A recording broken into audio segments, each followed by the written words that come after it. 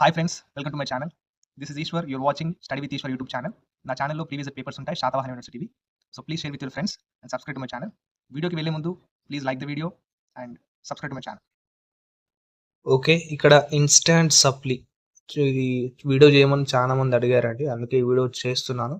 So instant supply అంటే ఏమిటి, ఇది ఎవరు ఎలిజిబుల్ అండి, ఎవరు రాస్తారు, అండ్ మనకు 2024 ఇన్స్టాంట్ సప్లీలు ఎప్పుడు కనెక్ట్ చేస్తారు శాతవాహన యూనివర్సిటీ వాళ్ళు అనేది నేను ఈ వీడియోలో చెప్తాను.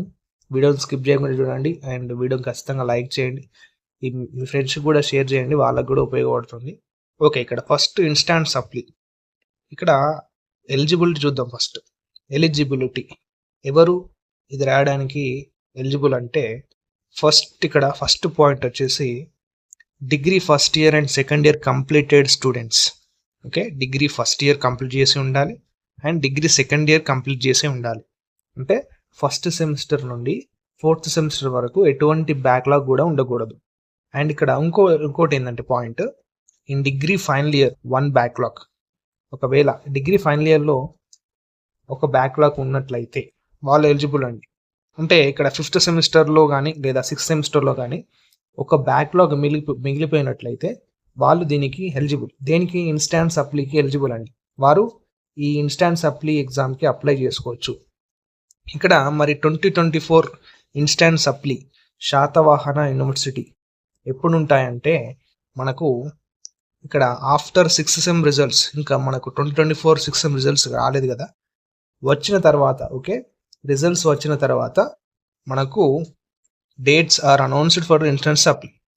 రిజల్ట్స్ వచ్చిన తర్వాత ఒక 1 వీక్ తర్వాత లేదా 1 మంత్ తర్వాత వాళ్ళు డేట్స్ అనేవి మనకు అనౌన్స్ చేస్తారు. ఓకే, రిజల్ట్స్ వచ్చిన 1 మంత్ తర్వాతనే మనకు ఎగ్జామ్స్ అనేవి వాళ్ళు కండక్ట్ చేస్తారు. ఓకేనా?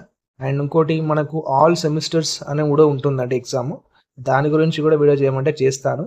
అది ఆల్ సెమిస్టర్స్ ఇన్ 1 అంటే ఫస్ట్ సెమిస్టర్ నుండి 6th సెమిస్టర్ వరకు ఏమైనా బ్యాక్లాగ్స్ ఉంటే రాసుకోవచ్చు. అంటే ఎన్ని ఉంటే అని రాసుకోవచ్చు అండి.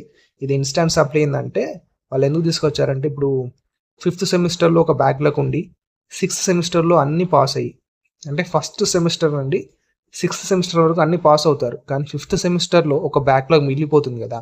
సో మరి 1 ఇయర్ వెయిట్ చేస్తారా వీళ్ళు? వేస్ట్ అవుతుంది కదా. ఒక్క సబ్జెక్ట్ తోటి ఫెయిల్ అయిన తోటి 1 ఇయర్ వెయిట్ చేస్తారని అందుకే శాతవాహన యూనివర్సిటీ వాళ్ళు ఇలా తీసుకొచ్చారు. ఏంటి, ఒక బ్యాక్లాగ్ 5th సెమిస్టర్లో ఉంటే రాసుకోవచ్చు, లేదా 6th సెమిస్టర్లో ఉన్నట్టయితే ఒక బ్యాక్లాగ్ అది కూడా రాసుకోవచ్చు. ఒకటే ఉండాలి మీకు, ఓకేనా? 2-3 ఉంటే రాసుకోరాదు. ఆ 2-3 అనేవి ఆల్ సెమిస్టర్స్ 1 ఎగ్జామ్లో మీరు రాసుకోవచ్చు. ఓకే, ఆ వీడియో మీద చేయమంటే ఆ టాపిక్ మీద నేను వీడియో చేస్తాను. మీకు ఏమైనా డౌట్స్ ఉంటే కింద కామెంట్ బాక్స్లో తెలియజేయండి. And thank you for watching my video and please share my video.